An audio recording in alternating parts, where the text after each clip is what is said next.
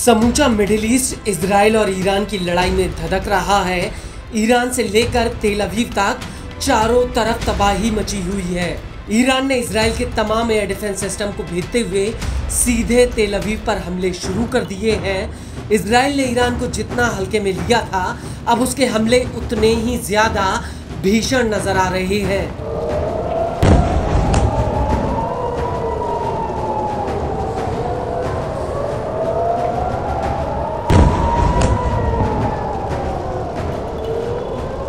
लेकिन ईरान के जिस परमाणु कार्यक्रम को खत्म करने के लिए इजराइल ने तेहरान पर हमले शुरू किए थे, वो अभी तक चल रहा है।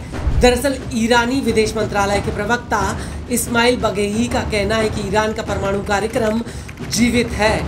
ईरान के परमाणु कार्यक्रम को संयुक्त राष्ट्र सुरक्षा परिषद के संकल्प 2231 से वैधता मिली है, जिसे किसी भी संस्था द्वारा छीना नहीं जा सकता। दरअसल ईरान के कई ऐसे परमाणु ठिकाने हैं जो पहाड़ों से घिरे हुए हैं और जमीन के काफी भीतर हैं, जिन्हें इजराइल अपने दम पर तबाह नहीं कर सकता। ईरान का फोर्दो परमाणु अड्डा पहाड़ों से घिरा हुआ है। इसे तबाह करने के लिए इजराइल को अमेरिका की जरूरत पड़ेगी, क्योंकि इजराइल के पास जमीन के काफी गहराई में बने इन अड्डों को तबाह करने वाले गोला बारूद नहीं है।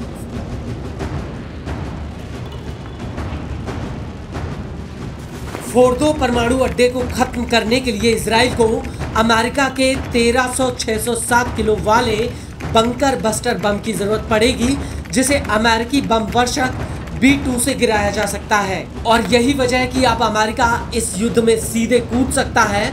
वो इसलिए क्योंकि ट्रंप ने ऐलान कर दिया है कि वो ईरान इजराइल सीजफायर के बजाय कुछ बड़ा करने जा रहे हैं। और इसी कड़ी में अब अमेरिका ने दक्षिण चीन सागर से अपने एयरक्राफ्ट कैरियर को मिडिल ईस्ट के लिए रवाना कर दिया है। अमेरिका ने यूरोप में कई एरियल रिफ्यूलिंग टैंकर्स भी तैनात किए हैं।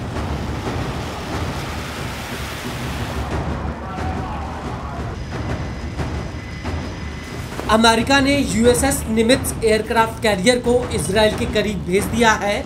उसके कई एयरक्राफ्ट कैरियर पहले ही इजराइल के आसपास मंडरा रहे हैं। फ्लाइट ट्रैकिंग रडार्स के मुताबिक अमेरिकी एयरफोर्स के 30 से ज्यादा रिफ्यूलिंग एयरक्राफ्ट यूरोप की तरफ उड़ चुके हैं। खुद अमेरिका के रक्षा मंत्रालय पेंटागन ने इस बात की पुष्टि की है। पेंटागन का कहना है कि इन एयरक्राफ्ट कैरियर को मिडिल ईस्ट में अमेरिकी हितों की रक्षा के लिए तैनात किया गया है।